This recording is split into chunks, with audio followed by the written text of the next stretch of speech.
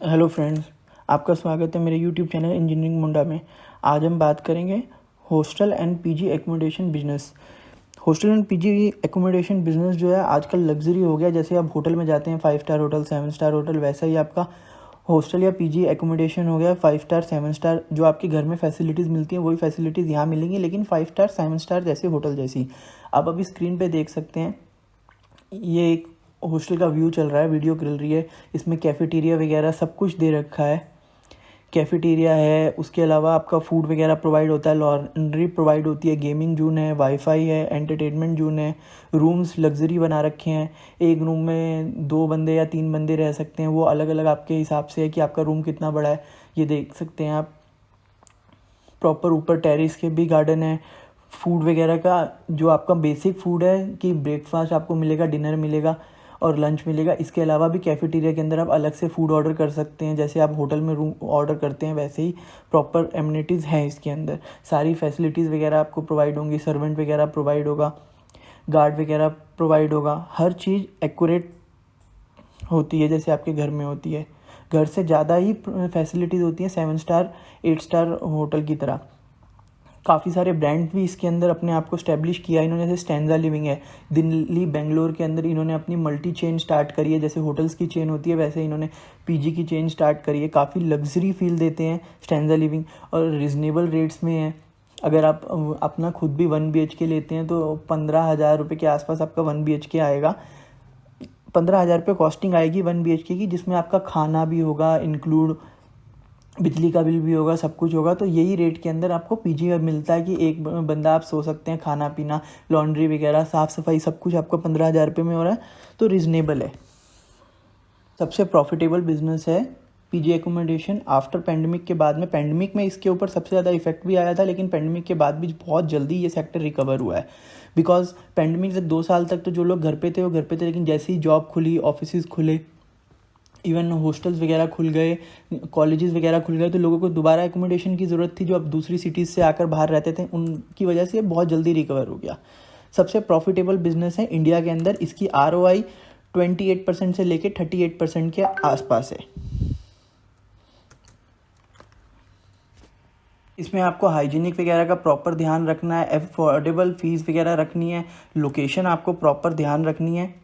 PG खोलते वक्त की लोकेशन आपकी सही होनी चाहिए, स्टूडेंट एरिया के पास है, ऑफिस एरिया के पास है, ये चीज़ें आपको प्रॉपर ध्यान रखनी है कि आपका पीजी कहाँ पे खुल रहा है।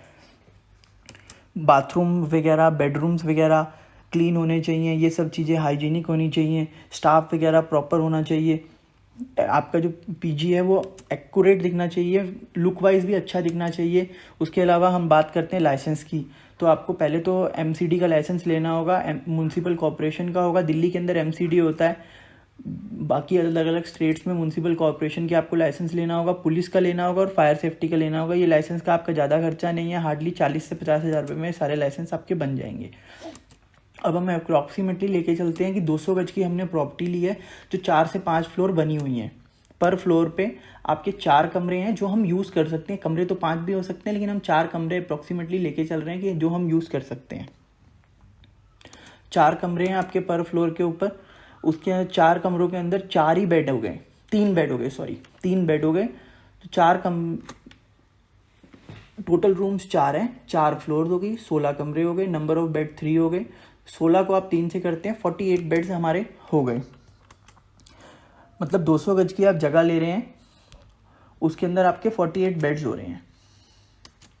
रेंट वगैरह पर बेड का 15,000 रुपये के आसपास मार्केट में चल रहा है, जो काफ़ी अच्छा लग्जरी होगा उसका 15 से 18,000 रुपये तक चल रहा है। उसके अंदर आपको फूड वगैरह, फूड आपको प्रोवाइड करना है, लॉन्ड्री आपको प्रोवाइड करनी है, पानी वगैरह आपको प्रोवाइड करना है।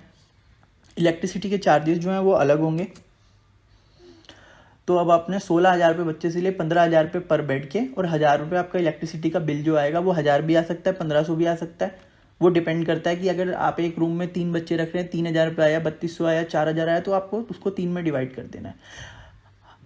हम एक सम अमाउंट लेके एज्यूम करके चल रहे हैं, तो हमारे टोटल जो बेड हो रहे हैं वो 48 बेड्स हैं। 16,000 रुपये हमने बच्चे से लिए, 7,68,000 रुपीज़ का हमारा जो है प्रॉफिट हो रहा है मंथली का।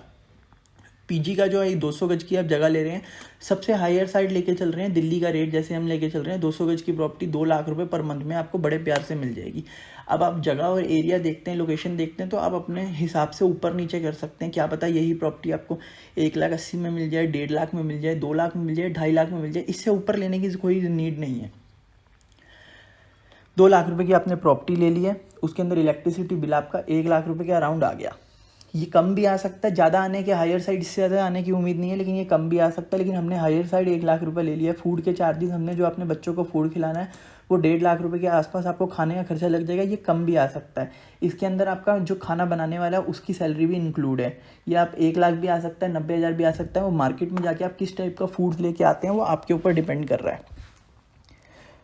और बाकी ये डिपेंड उस चीज़ पे भी करता है कि आप गर्ल्स पीजी खोल रहे हैं या बॉयज़ पीजी खोल रहे हैं। आप गर्ल्स पीजी खोलते हैं तो वो खाना ऑलरेडी गर्ल्स जो है कम खाती हैं, या बॉयज़ पीजी खोल रहे हैं तो बॉयज़ नॉर्मल से ज़्यादा खाना खाते हैं। तो वो डिपेंड करता है। और फूड की क्वालिटी आप किस टाइप की दे रहे हैं, कैसे पैकेजिंग दे रहे हैं, ये सब चीज़ें डिपेंड करती हैं। गार्ड रखते हैं, गार्ड रखना नेसेसरी है। 20,000 रुपये की गार्ड की सैलरी ली है, आप 1 भी रख सकते हैं, 2 भी रख सकते हैं, वो आपके ऊपर है। अगर 2 रखते हैं तो 12 से 13,000 रुपये से कम किसी को कोई सैलरी दे नहीं सकते। मेंटेनेंस के 20,000 रुपये लिए हैं। जो आपके यहाँ स्वीपर आ रहा है, जो साफ़ सफाई वाले आ रही है, या आप परमानेंट एक स्टाफ रखते हैं तो उसे 20,000 रुपये हमने उसके एज्यूम करे हैं। टोटल एक्सपेंसेस हो गए आपके 4,90,000 रुपये।